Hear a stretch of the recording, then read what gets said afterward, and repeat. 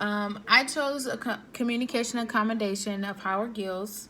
The notion of this theory is to show how we can effective and ineffectively accommodate with others.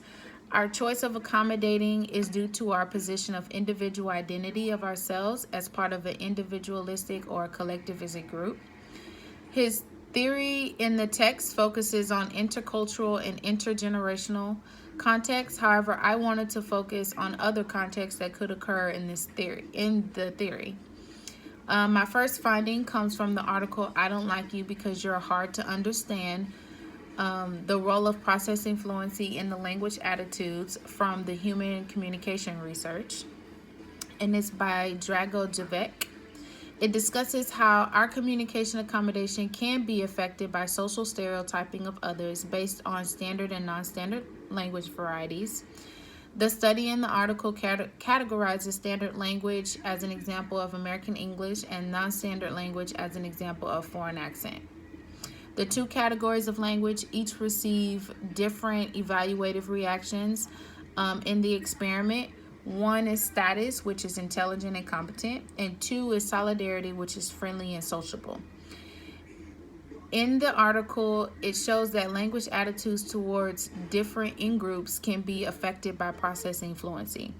Therefore, Dragojevic's study states that when the participants interpret any difficulty they experience processing a message as indicative of the sender's inability or unwillingness to communicate more effectively, and thus they rated the sender lower on the status and solidarity traits, respectively. The research findings suggest that a person of non-standard language is seen on a lower competence scale because of the incapability of the listener not able to understand or interpret the language. But the purpose of the result was to show that distractions can occur when listening and processing language, which means that although a person might have an accent, it does not make them incompetent of a communicator. Dragojevic, my second research that I found was from Dragojevic and Gills from the article The Reference Frame Effect and Intergroup Perspective on Language, and this is from the journal Human Communication Research, Volume 40. Gill states that research on the social evaluation of speech styles or language attitudes has shown that the use of particular languages, dialects, and accents can have significant consequences for users of those forms, which means our language attitudes is categorized by identification and stereotyping, and we criticize what is important or competent based on our social identity and how we identify ourselves within a group. I found this interesting because it pinpoints our need of wanting to feel connected to something, to part of a group. Therefore, we base our ideas of what we think is right or wrong based on what we perceive on who we surround ourselves with or who we consider as part of our group.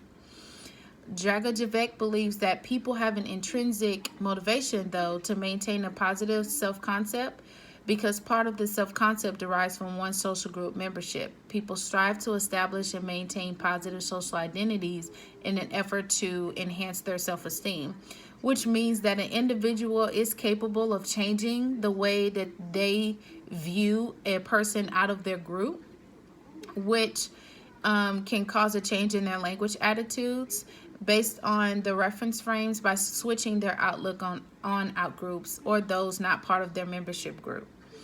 My third article that I found was from Gills Howard, Accommodating Translational Research from the Journal of Applied Communication, Volume 36.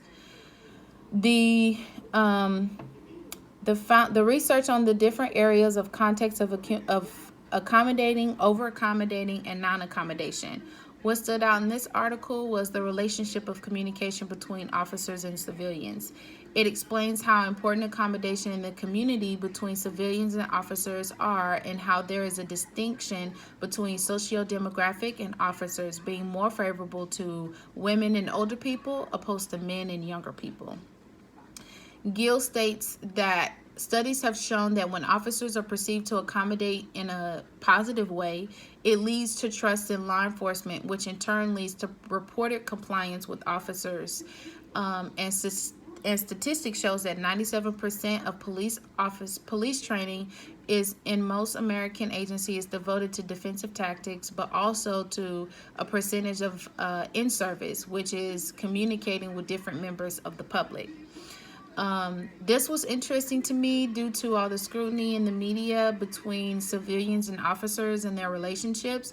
And I felt that it kind of shows the importance of how communication accommodation can negatively or positively affect careers in public service and people in society, depending on the career that you're in when you're dealing with people.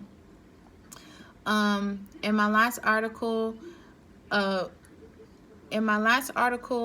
of patronizing young and elderly adults, response strategies in a community setting by Jake Harwood and Gilles Howard and others, found in the Journal of Applied Communication Research. This article is about the study of patronizing talk and intergenerational communication among the elderly and the younger generation. It came from the predicament model, which demonstrates how patronizing talk toward the elderly can cause a negative response, which surfaces the stereotype-driven speech. Our text, A First Look at Communication Theory, tells us that this is a strategy that is similar to divergent communication, which is also another term for over-accommodation. Another word that the article used for patronizing is also baby talk, which is seen as demeaning to the elderly.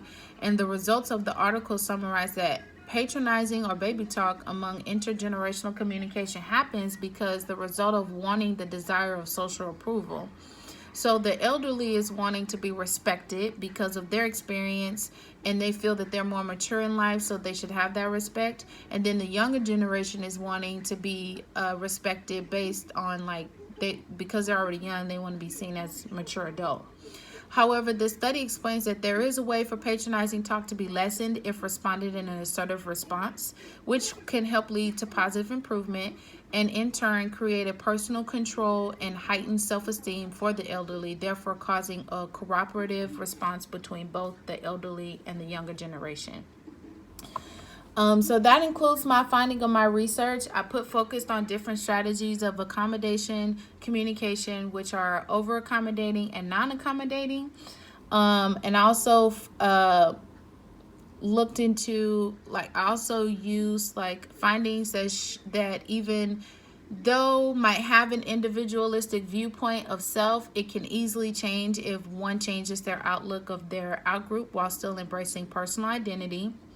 The most interesting part of these studies was how, regardless of intercultural, regardless of socio-demographic and intergenerational context, we all desire to be a more positive individual and have a desirable response of our social identity.